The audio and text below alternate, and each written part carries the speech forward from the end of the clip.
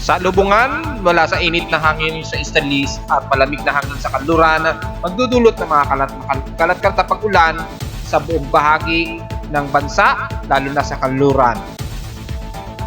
Bagamat wala munang iiral na shear line, pero yung northeast monsoon o yung ating amihan ay magdudulot ng cold breeze pa rin na aabot sa Metro Manila at Southern Luzon.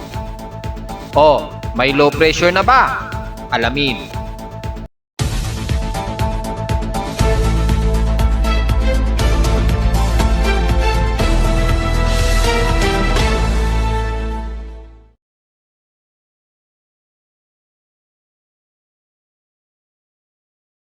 Hello, good morning mga folks. Welcome po muli sa ating daily weather bulletin at analysis para sa araw ng Miyerkules, October 25, 2023. Ang oras natin, boss, ngayong umaga ay alas 10:07 na ng umaga.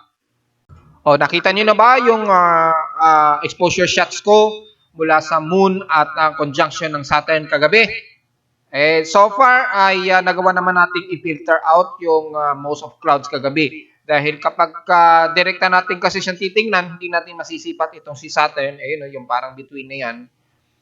Kapag hindi natin ginamitan ng low exposure shots. So, dun sa video na in-upload ko, makikita nyo masyadong blurry yung kuha ng buwan dahil nga po natatakpan siya ng maulap na kalangitan kagabi sa amin sa Caloocan City. So, dito sa picture na to, filtered na siya. Ginamitan po kasi siya ng mga multiple softwares para ma-eliminate yung nagko-cover sa kanya na kaulapan. Tinaas na lang natin yung clarity at binabaan natin yung sobrang exposure para lumitaw itong liwanag na ito ng parang between na to mula kay Saturn. At ito na nga ang resulta. Hopefully na-enjoy kayo na makita ito kagabi.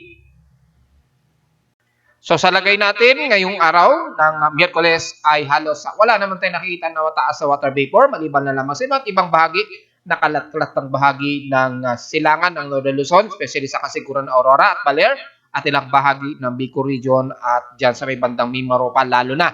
Typically, mga kalurang bahagi ito ng bansa dahil nga po yung salubungan ng easterlies at ng malamig na portion din sa may kaluran ay umiiral. Wala po masyadong shear line na umiiral, kundi yung pagitan na ito ng bansa natin na malamig at mainit na hangin na sumasalubong. Kaya dito nag-accumulate yung tila maulap na kalangitan at mga kalat-kalat na mga pag-ulan. Pero typically, mga light to moderate ang kadalasan na iiral. So, magdala po ng pananggalang sa ulan, lalo na sa bahagi ng Southern Luzon area. At ilang portions ng hilagang kanluran ng Luzon. Magkakaroon ng mga ilang drizzle, rain showers. Sa ating current conditions, overcast gloomy pa rin. Patuloy pa rin ang haziness at mostly cloudy ang umiiral dito sa amin sa Caloocan. So, asahan sa buong maghapon sa iba't ibang bahagi ng Metro Manila. Makikita sa ating CCTV live snapshots, may partly at mostly cloudy at may mga ilang sikat lamang na araw na agad-agad din natatabunan dahil sa patuloy na hazy dito sa amin. At so far, sa lowest temperature na Taranaki Weather Station, kaninang 4:13 a.m. ay nasa lowest of 25.8 degrees Celsius ito. Kahapon na natiling mababa ang alinsangan sa amin at 31.6 degrees Celsius lamang.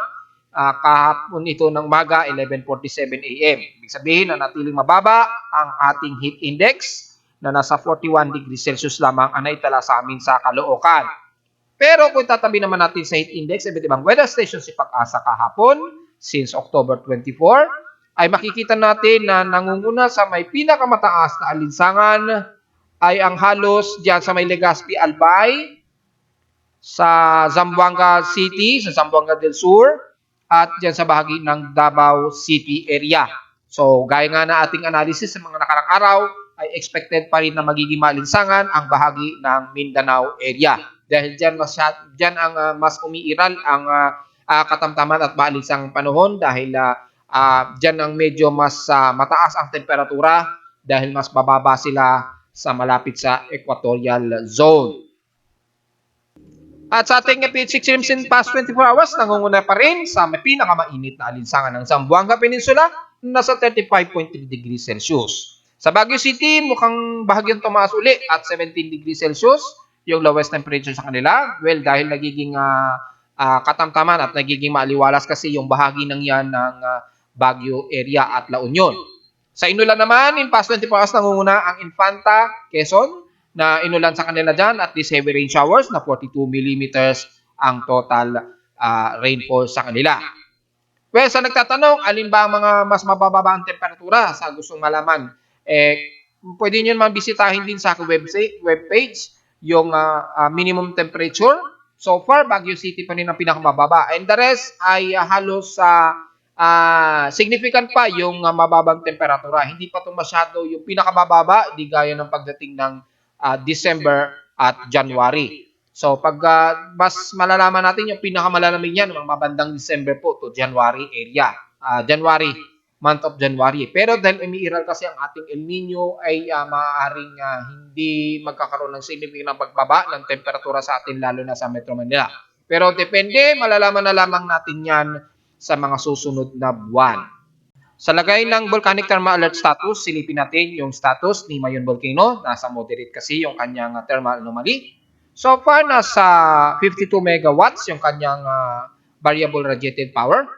At kung sisilipin natin sa kanyang thermal modis, yung kanyang intrusion ay mukhang bahagyang may magmatic intrusion sa pinakabungangan nito. At least hindi masyadong matindi ang paglalabas ng magma niya ngayon.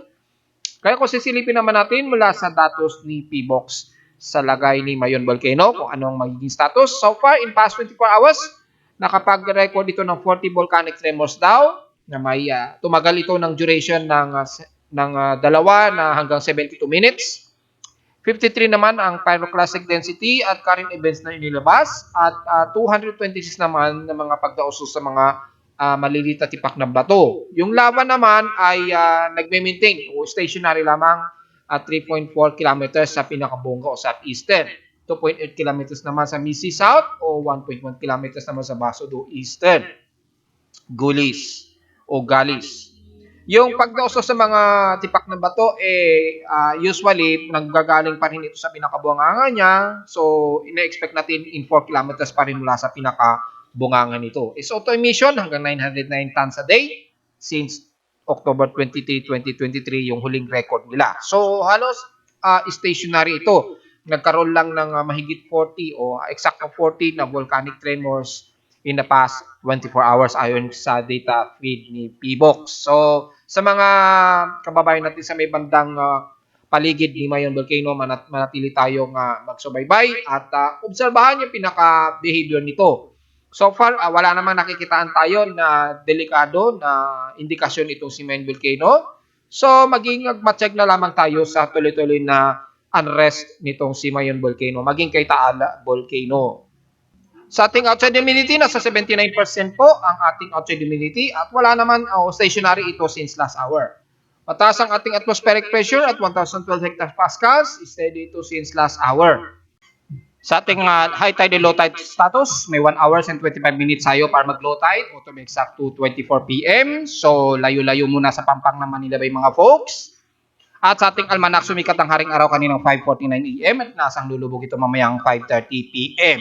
At sa ating 80% na waxing gibbous, malapit na po ang partial lunar eclipse Abang-abang na po mga folks, ay sisikat ang buwan mamayang hapon, mga banda alas 2:57 o 2:57 p.m. rather, at lulubog naman ito kinabukasan na ng madaling araw 3:02 a.m. At sa ating local weather outlook para ngayong Miyerkules at Huwebes, inaasang magiging maulap pa rin gaya kahapon, stationary lamang. At ang tsansa ng pag-ulan daw ay 19%.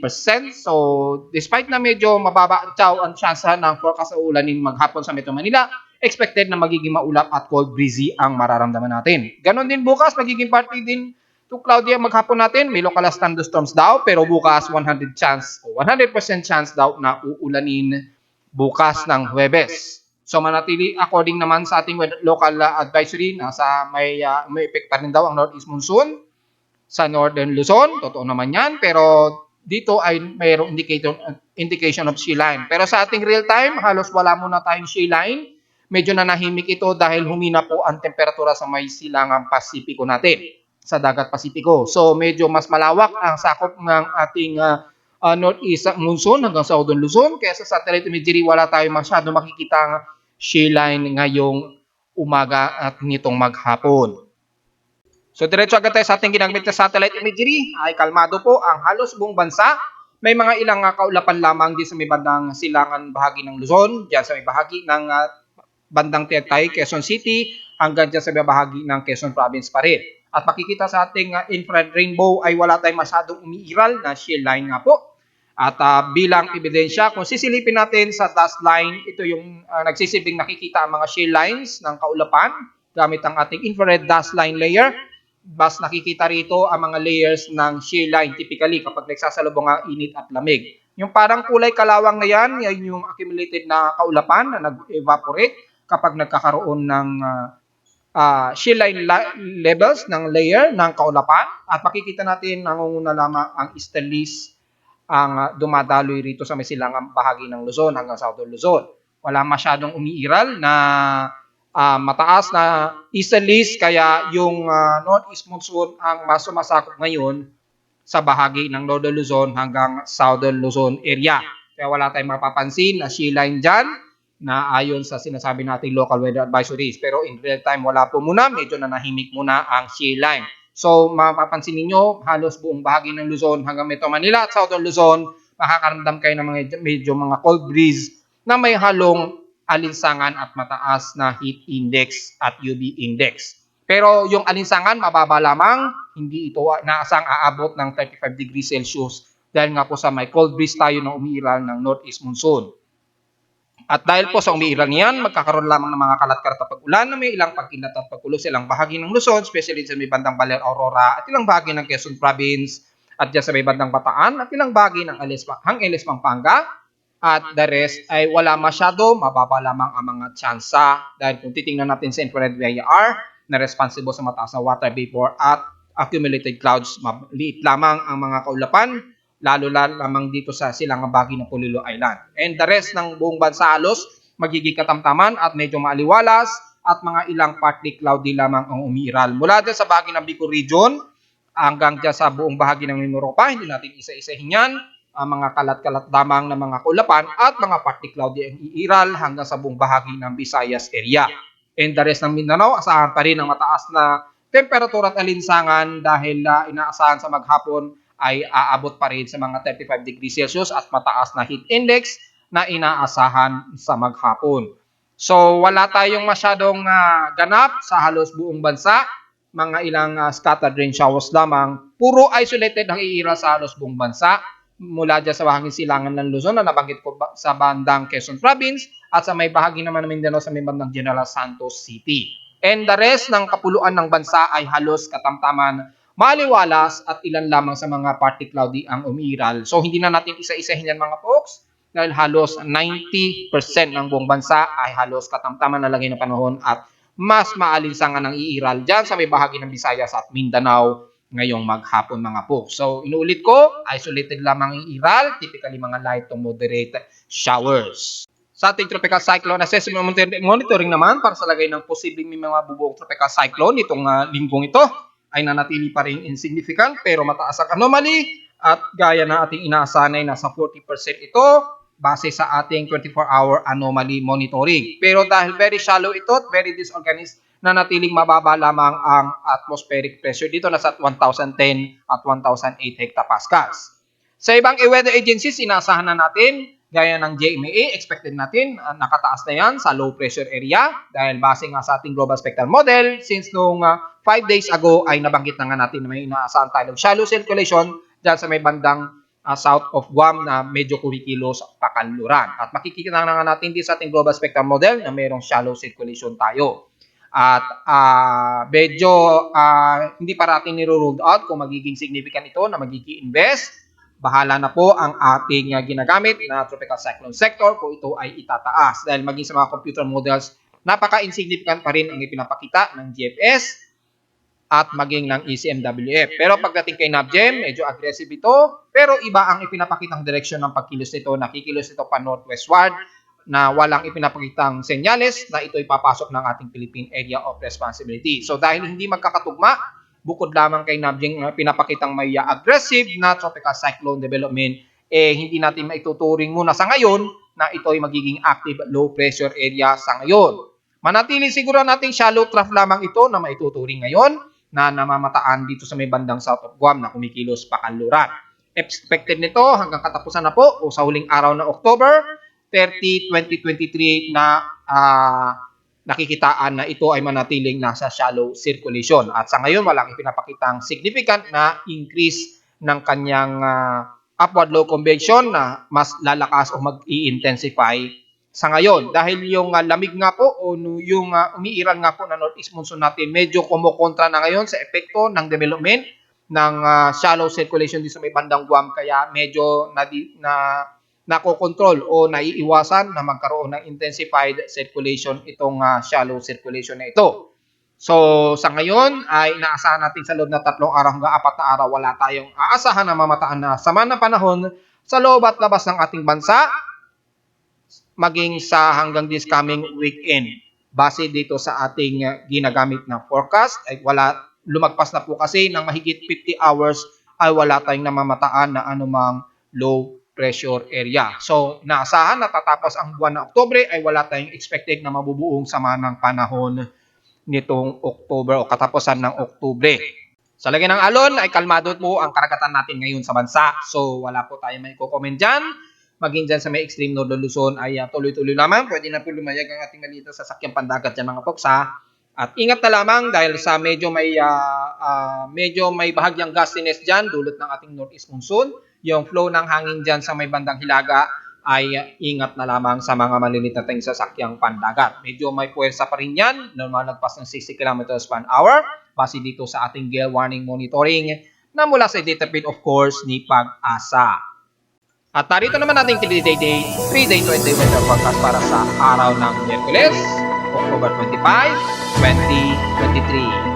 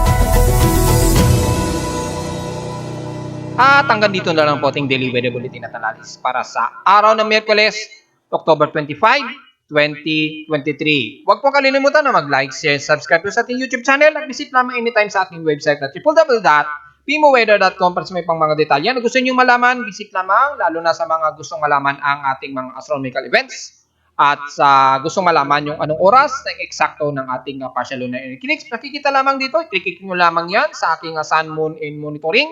Ay makikita lahat po ang detalye dyan at sa mga ibang data feeds mula sa iba't ibang weather agencies. Maraming salamat po mga folks at magandang araw po, magandang hapon po sa ating lahat.